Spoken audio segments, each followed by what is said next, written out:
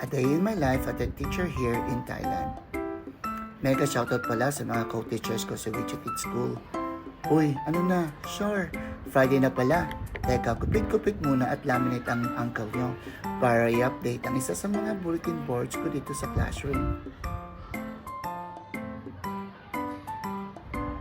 About pala ito sa mga behavior ng mga bata kong grade 6.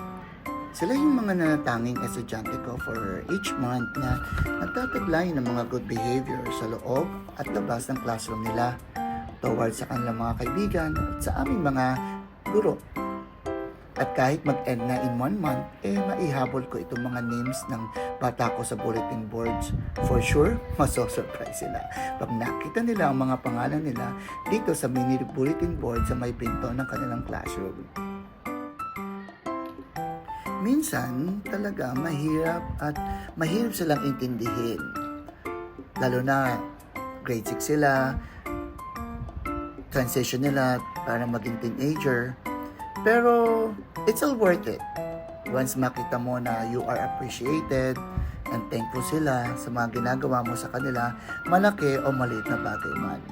Uy, sana all. Siya, dito na lang ang voice over. Hirap na ako. Until next time!